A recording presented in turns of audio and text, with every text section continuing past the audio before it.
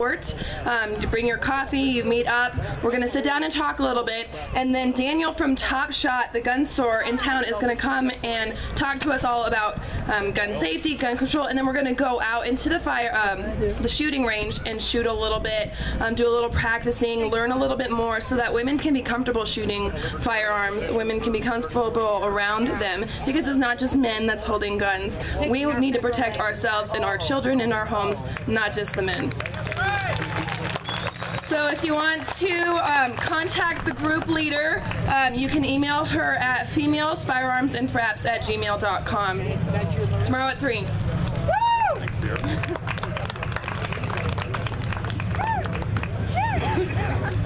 It's great to see, again, young people, young women being involved in this. It's fantastic. So, keeping right on schedule, I'm going to do a little commercial here. Like to thank some of our sponsors, particularly Americans for Prosperity. Going to hear from Sean Page a little bit later this afternoon, but this would not happen without their support, so give them a big hand, please. Starvin' Arvin's, Jeff and Arvin Laney, who have, at least they had, some gigantic cinnamon rolls over at the baked goods table. You better get there before they're gone. It's your breakfast, lunch, and dinner for the day, basically. But they are great sponsors of Liberty groups in this area, and we, again, could not do this without them. Their staff is out there cooking right now, so please give them a hand. News Radio 1100 KNZZ, who lends us Rick Wagner and puts on some of the best radio in the area. I have a special mention for my sound guy back here, Travis Long with Spectrum Sound. Fantastic. And we're actually going to hear from his family here in just a little bit. They're going to sing a song for us. So at this point in time, it is my pleasure to introduce our first major speaker of the afternoon. I met him a couple years ago when he was involved with the WSCA, and somehow we convinced him to run for the school board here in Mesa County. Since he's been elected, he has been in the trenches fighting for your kids and the horrible things that are going on in our education system.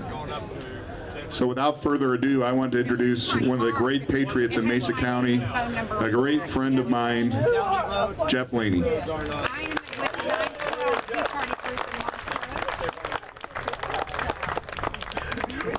Thanks, Kevin. What's that going to cost me, buddy? You're on. Hey, I'd like to thank everybody for coming out today. It's good to see you folks. Paul's got some great pictures over here. If y'all haven't seen them, you need to go over there and check them out. He's got some great art over there that's really politically correct, so y'all need to go get yourself hooked up into a good dose of that. I like your signs over here, too. Those are spot on. Right on for you guys. You know what? I'm wearing black today because I'm in mourning. Our state has fallen 12 spots from being one of the freest states in the United States in the last 4 years. Is that exciting? 12 spots we've gone down, and that's thanks to our politicians. What's going on? And you know what? We can thank some of these characters over there in Denver and in DC for helping us out with that. We need to be careful that we don't have Diane DeGette representing us, and Michael Bennett and Mark Udall. They're coming up. Mark Udall is coming up for election this next year, and he just voted against our gun rights, and we need to make sure that we send a message loud and clear that we're not going to tolerate that. Isn't that right? It's pretty obvious what's going on around here with what's happening. We've been sold out by some of our politicians, and that's not right. You know, you look at what's happening with oil and gas. You know, we can't even have somebody who sits on the board with oil and gas who is an oil and gas man. What's that all about? That's ridiculous, is it not? What's happening with our trails around here? We got this land of many uses. Can we use our trails? No. They're shutting those down. Is that right or wrong? It's wrong. You know what? If we don't stand up and do something about it, we're not going to be able to use them. That's our land, and we need to make sure that we stand firm for what's going on and do not let that be taken away from us. You look at what's happening with coal. President Obama said that he'd bankrupt coal. What's going on with that up on the North Fork? You know, that place is in peril because of that. You know, we used to have some nice things around here. We used to have Gary Refinery out here that used to produce fuel for us. We used to have the power plant up here at Cameo. It's gone. We used to have LP that did our wood products. It's gone. We used to have Skyline Packing that did our packing and stuff. It's gone. The Environmental Protection Agency shut those down for us. Is that wonderful? No, it's not. And if we don't start doing things, all these things that we used to have that kept us independent are going to be gone.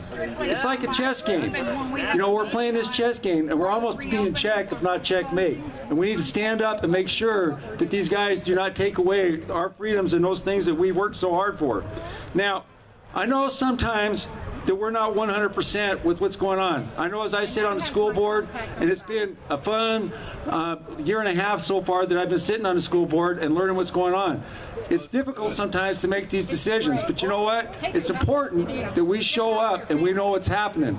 Every third Tuesday of the month, you all come on down, you have an opportunity to say what you want to say, you can take a little green slip, and you can go before the board and say what's happening. I don't see a whole lot of conservatives there. I see a lot of the liberal groups there that are always represented. Or do you care about your kids? Do you care about them? Then we need to be there to be able to protect their rights.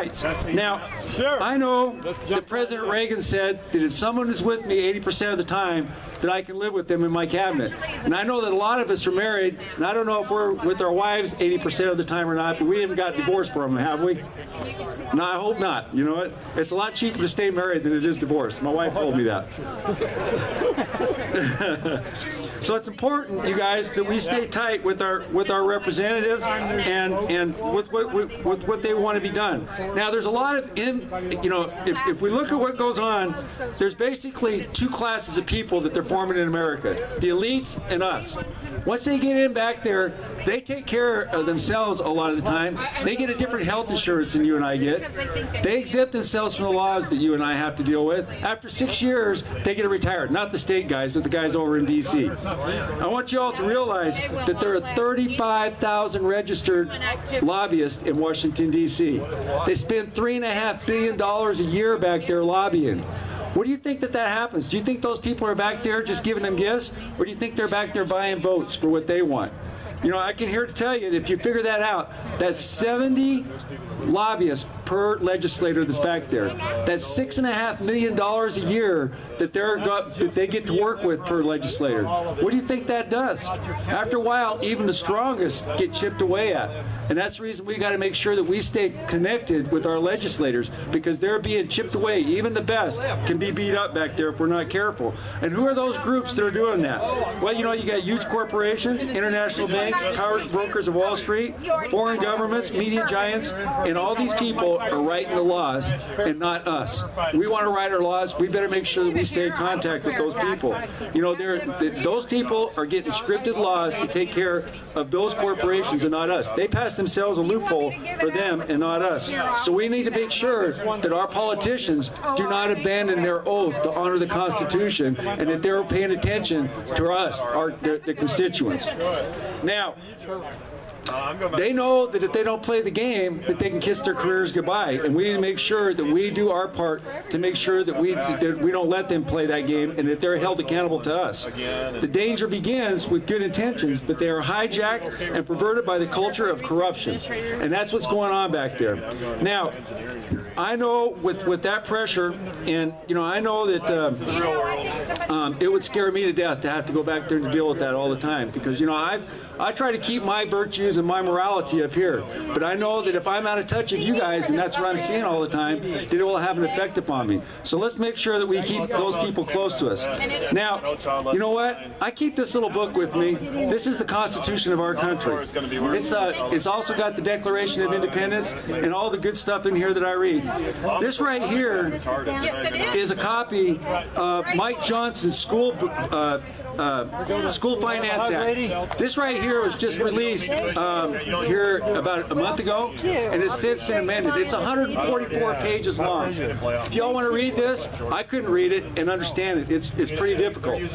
I want you to know that our tax code would be 500 of these. 500. So you tell me where the issues are at. I just got through sending a nice chunk of change to do my contribution. I like the sign over here for the fair tax. You know what? If you want to end the corruption in our country, the fair tax is the way to go. Because you know what? It takes away those loopholes. So we need to be involved in pushing our legislators to do that. And you know what? If we'll do that, it takes away some of that that nonsense that's going on. April 15th is a bad day for most of us. If we didn't have accountants, you know, we can have them looking at this tax code and looks at it from all different types of angles, and they all come up with a different way of interpreting your taxes. Now, I'm telling you, if you get subpoenaed by the IRS, do they have to go through due process? No. You guys are guilty until proven innocent. Is that a good, fair system? Was that adopted in our Constitution? It was not. I want you all to know that we need to make sure that the law is not written for the congressman. It's written for us. They exempt themselves from that.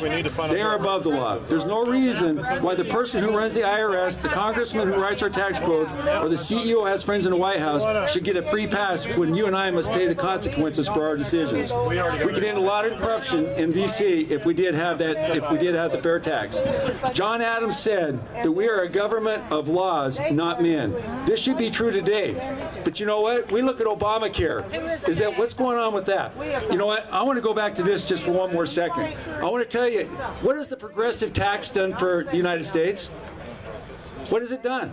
It's corrupted us. Guess what's in this document? A progressive tax for the state of Colorado. They need to raise $5 billion for this to go into place. They can't do it without a vote of you, the people, because it surpasses what Tabor has to do and what Gallagher has to do, and so they're going to try and trump that and put in a progressive tax. If they don't get it through this year, they have a 10-year window that they're proposing to put in here that they can get this thing through. It starts with $1 billion, and then it goes to $5 billion. That's what they're looking for in taxes. It starts teaching our kids at 3 years old. Are you all ready for that? That's from the government saying we're going to take your kids at 3 years old. And that's what's in this document. It also gives you breakfast after the bell, and there's a lot of other nonsense that's in there. You know, you look at what's going on with that, and that just absolutely makes me sick. But you guys, when it comes up to vote this fall, and it will, you need to be aware of what's in it. I've seen that the AFP people actually had a note in there on it, and it is bad news. So we need to make sure that we don't let that happen. You know, just as Obamacare is in our life now, this will be in our life if we're not careful. You know, we need to make sure that we abide by the Constitution, you guys.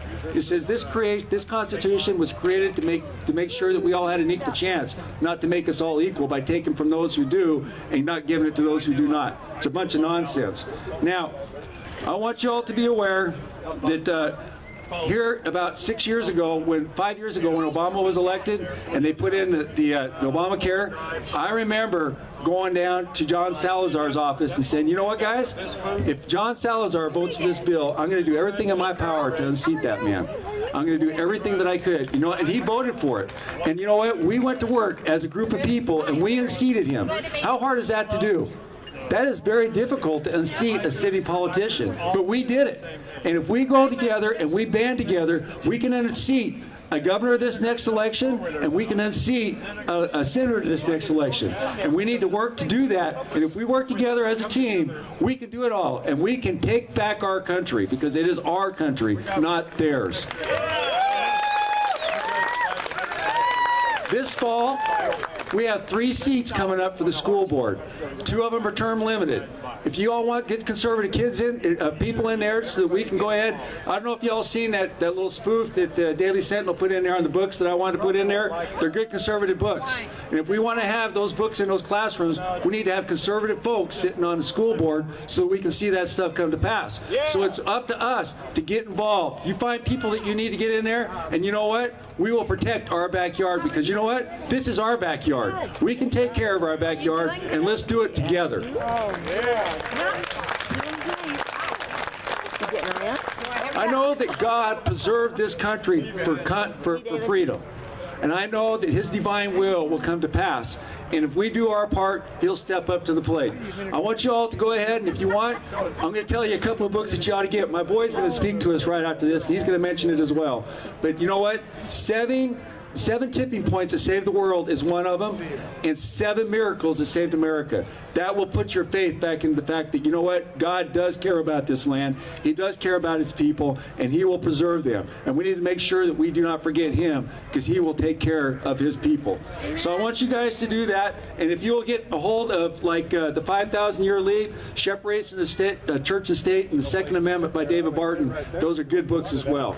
And I want you all to go ahead and start reading good material. I want you all to be taken and not be comfortable in your seats, because you know what? If we're comfortable in our seats, watching the TV or going to sports games, we will lose our country. And that is not going to happen as much as, you know, I will give my life and everything that I have to preserve that freedom. And working with folks like you, we will save our country. Thank you.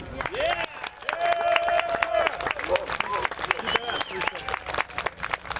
My boy, he's 17 years old, and he's an awesome patriot as well, and he's going to share a couple words with you.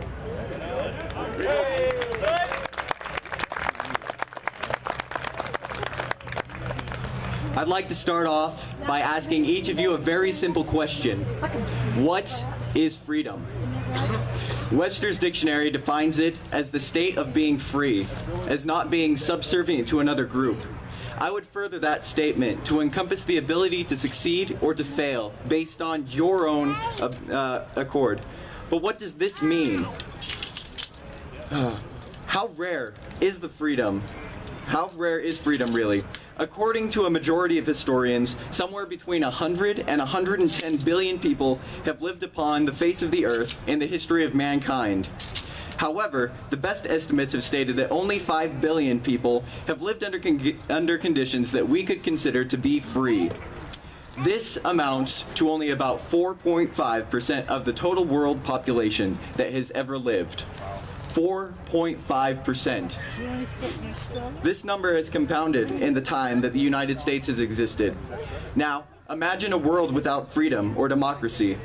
Imagine the world without the light of hope. There is a reason why Benjamin Franklin stated that he gave us a republic, but only if we could keep it. I believe that each and every one of you knows what we should do to preserve our freedoms. However, you need to know exactly what you're standing up for. The writers of the book, 7 Tipping Points that Save the World, make a frightening statement. What if future generations regard our gift as merely a passing curiosity? There is but one way to prevent this, by exercising that freedom. Now let me tell you a story. Several years ago, one of us had the opportunity to work with Russian military officers in verifying certain requirements of the Strategic Arms Reduction Treaty. This was about 10 years after the Berlin Wall had come down, a chaotic and uncertain decade for all the nations that had been former members of the Soviet Union. During this time, the author had the privilege of getting to know some of the Russian military officers on a more personal basis. At one time, a group of Russian officers were visiting a U.S. military base. After verifying some of the capabilities of the aircraft, the Russian officers took a tour of the local community, met with city leaders, and then went shopping at a local mall. Late in the afternoon, this small group of Russian officers and their U.S. escorts were back on their way to the military base. Watching the group, the author couldn't help but notice the rather solemn demeanor of one of the Russian officers.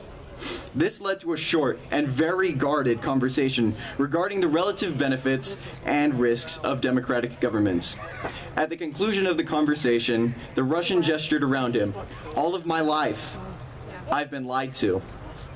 The author remained silent as the Texas landscape slid by. "This thing," the Russian said in wonder. Though he didn't elaborate, the American knew instantly what he meant. The Russian gestured around to the wonder all around him.